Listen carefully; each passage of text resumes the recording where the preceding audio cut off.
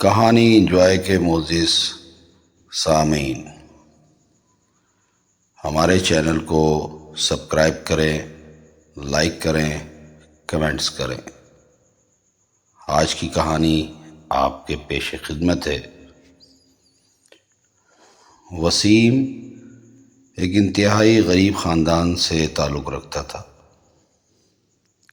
اس کے ماں باپ فوت ہو چکے تھے اور وراثت میں ملے ہوئے ایک ٹوٹے سے گھر میں رہتا تھا۔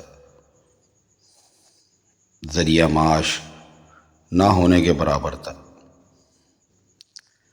نہ اس کی شادی ہوئی، نہ اس کے کوئی دوست احباب بنے، نہ پیچھے اس کے رشتہ دار تھے۔ عجیب اس کی کہانی تھی، مفلسی میں ڈوبی ہوئی۔ ایک دن وسیم جب گھر داخل ہوا تو دروازہ کھولتے ہی اس کے پاؤں ایک کاغذ پہ پڑے۔ جب اس نے زمین کی طرف دیکھا تو وہ کوئی ڈاک تھی۔ کبھی ایسا نہیں ہوا تھا کہ اس کے گھر کوئی ڈاک آئی ہو۔ اس نے وہ ڈاک اٹھائی اور اپنے ٹوٹے پھوٹے کمرے کی طرف چل پڑا۔ ڈاک اس نے ایک سائیڈ پہ رکھی، منہ ہاتھ دھویا اور گھر میں کچھ کھانے کو تلاش کرنے لگا۔ صبح کا بچا ہوا پراٹھا وہ چھوڑ گیا تھا۔ اس نے اس سے اپنا پہلے پیٹ بھرا اور اوپر سے 2 گلاس پانی پیے۔ وہ کافی غمزدہ تھا کہ بہت کوشش کے باوجود وہ اپنے حالات بہتر نہیں کر پا رہا تھا۔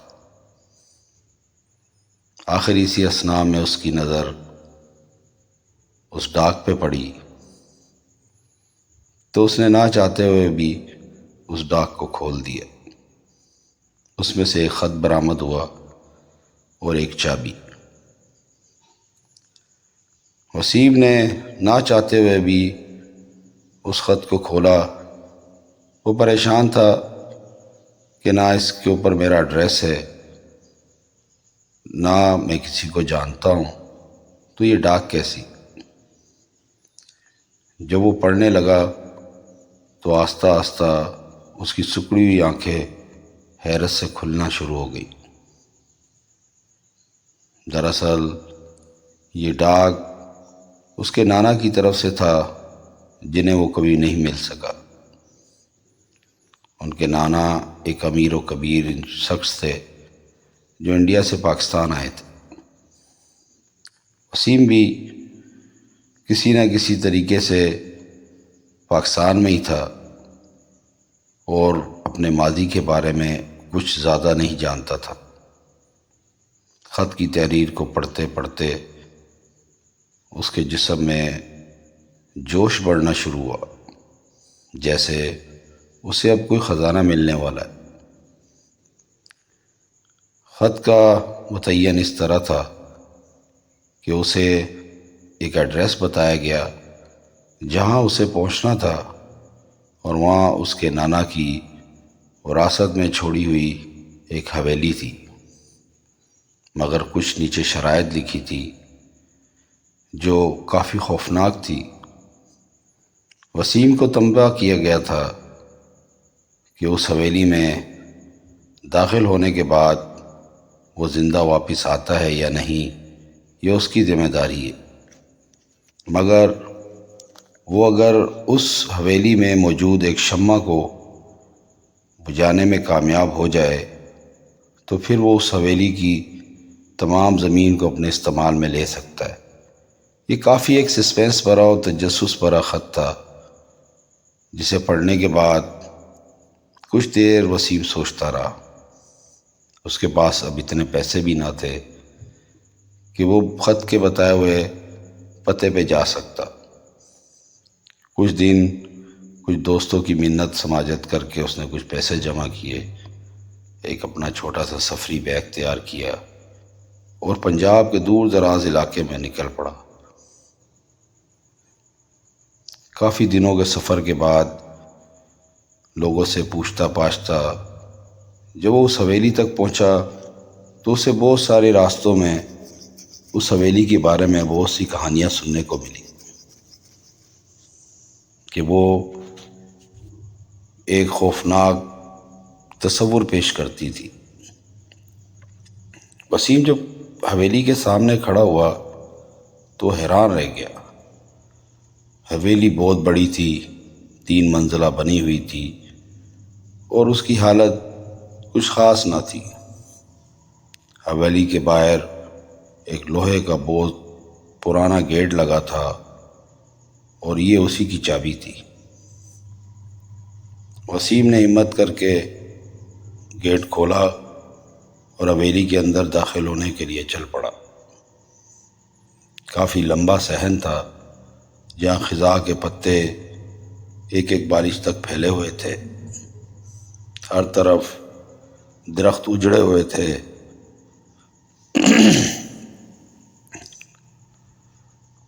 وسیم پریشانی کے عالم میں اور حیرانی کے عالم میں حویلی کے مین دروازے کی طرف بڑھا۔ اس نے جیسے ہی دروازے کا ہینڈل گھمایا وہ ہینڈل اس کے ہاتھ میں آ گیا۔ وسیم سمجھ گیا کہ عمارت کافی بوسیدہ ہے۔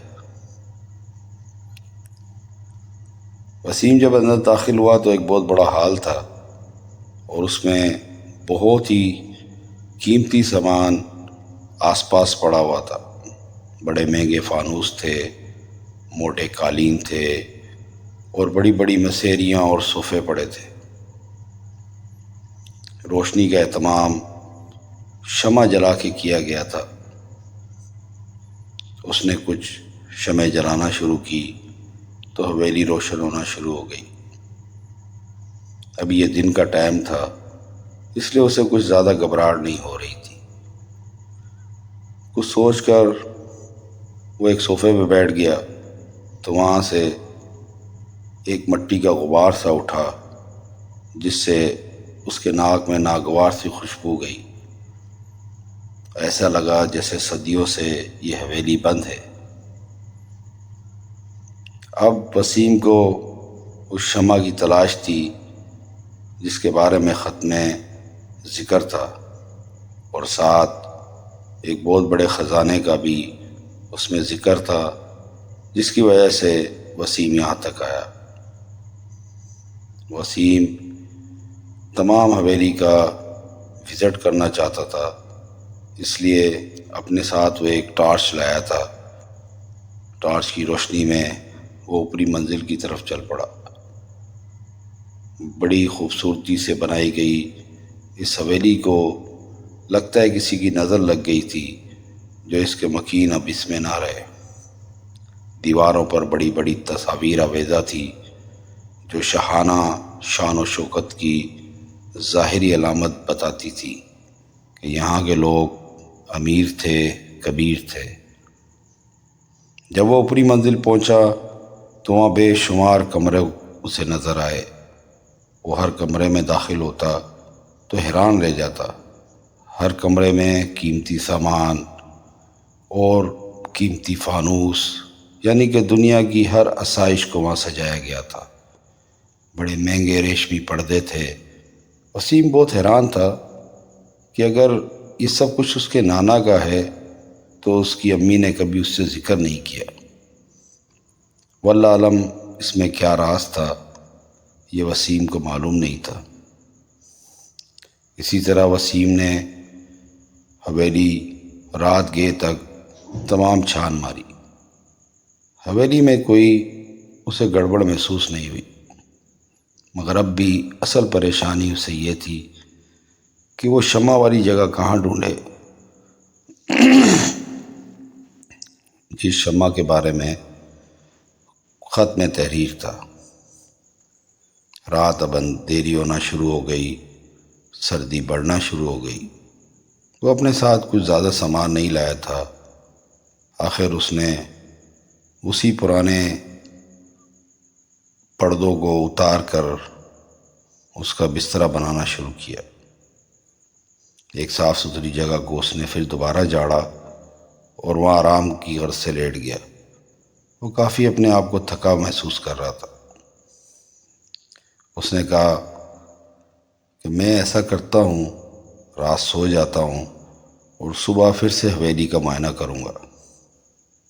وسیم جیسے ہی آرام کرنے کے لیے لیٹا تو زمین پر لیٹنے کے ساتھ ہی اسے محسوس ہوا کہ یہاں کچھ چلنے پھرنے کی آوازیں آ رہی ہیں۔ اس سے وہ خوفزدہ ہو کے فوراً اٹھ بیٹھا۔ اٹھ کر اس نے اپنی ٹارچ روشن کی اور حویلی کی سب سے اوپری منزل کی طرف چل پڑا۔ اس نے حویلی کو ایک دفعہ پھر بغور معائنہ کے طور پہ دیکھا تو اسے کچھ نظر نہ آیا۔ جب وسیم واپسی نچلی زمین یعنی کہ آخری منزل کی طرف آ رہا تھا تو اسے محسوس ہوا کہ دوسرے فرشوں کی طرح جو گراؤنڈ فلور ہے وہ کچھ کھٹکھٹاتا ہے، یعنی کہ یہ اس بات کی علامت تھی کہ اس کے نیچے کوئی تہہ خانہ ہے۔ تو اس نے بڑی بڑی تصاویر کو غور سے دیکھنا شروع کیا تو اسے ایک تصویر ایسی لگی کہ جو ایک دروازے کی مانند تھی اور کافی وسیع اور قداور تھی۔ جب اس کے قریب کھڑے ہو کے وسیم نے اسے ہلکا سا چھوا تو ایک دم اندر کی طرف وہ ایک دروازے کی نما کھل گئی۔ وسیم اندر داخل ہوا تو نیچے جاتی اندھیر سیڑھیاں اسے نظر آئی۔ ٹارچ کی روشنی میں وہ جب اندر داخل ہوا تو وہ ہکا بکا رہ گیا۔ سامنے عجیب و غریب قسم کی لاشیں پڑی ہوئی تھیں، جیسے یہاں کچھ لوگ آتے رہے ہوں اور انہوں نے یہاں کوشش کی ہو اور یہاں سے واپس نہ جا سکے ہوں اور ڈھانچوں میں بدل گئے ہوں۔ یہ بڑا خوفناک منظر تھا اور پورا تہہ خانہ مکڑی کے جالوں سے بھرا ہوا تھا۔ کافی دہشت کا ماحول تھا۔ اس کے بالکل سامنے ایک شمع روشن تھی اور کمال کی بات ہے وہ شمع اپنے پورے آب و تاب کے ساتھ چمک رہی تھی۔ خط کے مطابق اسے اس شمع کو بجھانا تھا۔ جیسے وسیم نے پہلا قدم بڑھایا تو اسے محسوس ہوا اس کے قدموں کو کسی نے جکڑ لیا ہے، تو وہ خوف زدہ ہو گیا اور جب اس نے پیچھے مڑنے کی کوشش کی تو وہ پیچھے بھی نہ مڑ سکا۔ اب وسیم کے پسینے چھوٹنا شروع ہو گئے۔ وہ سمجھ گیا یہ کوئی آسیبی حویلی ہے، یہاں جو آتا ہے وہ واپس نہیں جاتا۔ وسیم ابھی یہ سوچ ہی رہا تھا کہ اس تہہ خانے میں کہکہے کی آواز آئی اور کہا کہ تم آخری ہو جو اپنی کوشش کرنے یہاں پہنچ آئے۔ وسیم نے ہمت سے کہا کون ہے؟ تو جواب میں اس نے کہا کہ اگر تم شمع بجھانے میں کامیاب ہو گئے تو ہم تمہارے غلام ہو جائیں گے اور یہ حویلی تمہارے حوالے کر کے یہاں سے چلے جائیں گے۔ وسیم نے کہا تم مجھے کچھ معاملہ بتاؤ، میں تو انجانے میں یہاں لالچ میں آ پہنچا۔ تو ان آوازوں میں سے ایک کرخت آواز آئی کہ تمہارے نانا بہت نیک شخص تھے۔ اسی حویلی کے اندر ایک شیطان شف لاش موجود ہے جس کا سر اور دھڑ الگ الگ ہیں۔ تمہیں یہ شمع بجھانی ہے اور اس دھڑ کو اور اس لاش کو مکمل کرنا ہے۔ وسیم کے لیے کافی حیران کن معاملہ تھا۔ اس کا کبھی آسیبی چیزوں سے واسطہ نہیں پڑا تھا۔ وسیم نے کہا کہ اس میں تمہارا کیا بھلا ہے؟ تو ان بدروؤں نے کہا کہ جب تم اس کا سر اس کے دڑ سے لگا دو گے تو ہم بھی ایک بددعا سے یہاں پھنسے ہوئے ہیں اور ہم بھی آزاد ہو جائیں گے۔ وسیم نے کہا کہ میرے تو پاؤں جگڑے گئے، میں ہل نہیں پا رہا۔ تو انہوں نے اس سے کہا کہ تم ایک مسلمان ہو، تمہیں آیت الکرسی یاد ہے؟ وسیم نے کہا ہاں۔ کہا تم جب یہ پڑھو تو تم خود محسوس کرو گے کہ تمہارا کام آسان ہونا شروع ہو جائے گا۔ وسیم نے آیت الکرسی کا ورد شروع کیا تو اس نے محسوس کیا کہ زمین نے اس کے پاؤں چھوڑ دیے۔ وہ آہستہ آہستہ شمع کی طرف بڑھنے لگا اور قریب پہنچ کر اس نے ایک بڑی پھونک ماری اور شمع بجھ گئی۔ شمع بجھتے ہی جیسے ہی تہہ خانے میں اندھیرا ہوا تو چیخ و پکار کی آوازوں نے اس کا کان اور اس کا سر پھاڑنے کے قابل کر دیا۔ وسیم کافی حیران تھا کہ یہ کیا معاملہ ہے۔ فوراً اس نے اپنی ٹارچ جلائی تو اسے کچھ نظر نہ آیا۔ اب وہ انتظار کر رہا تھا کہ اسے اگلا حکم ملے اور وہ اس دھڑ کی تلاش کرے جس کے ساتھ اس نے کسی کے سر کو جوڑنا ہے۔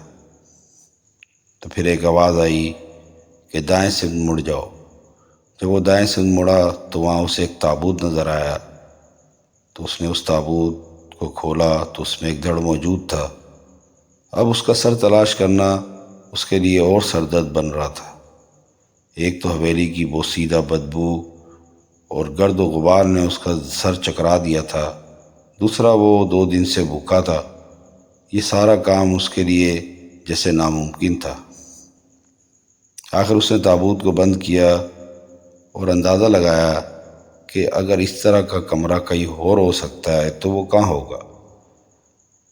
کافی دیر غور و فکر کے بعد اسے محسوس ہوا کہ یہ حویلی کافی بڑی ہے اور تہہ خانہ بھی کافی بڑا ہے۔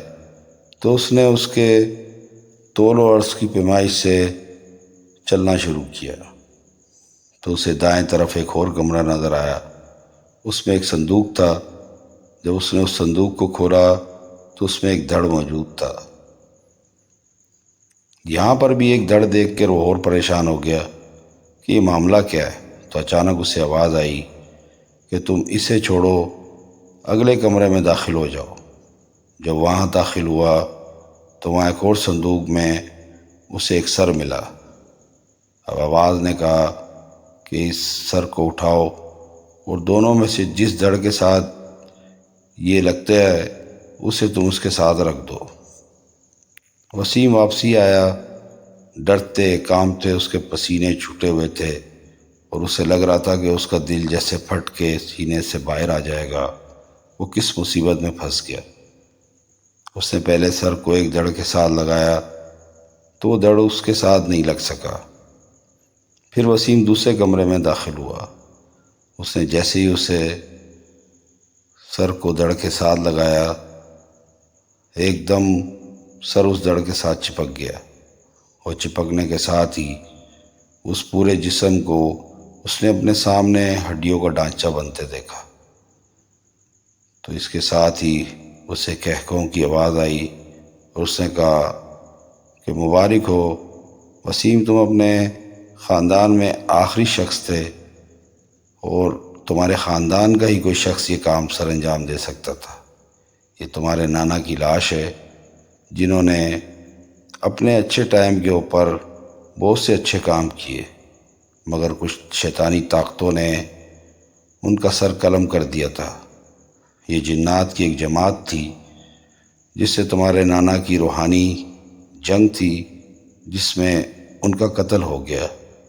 اب وراثت کے طور پہ ہم سب آزاد ہو رہے ہیں اور تمہارے نانا بھی اب اس دنیا سے واپس جا رہے ہیں۔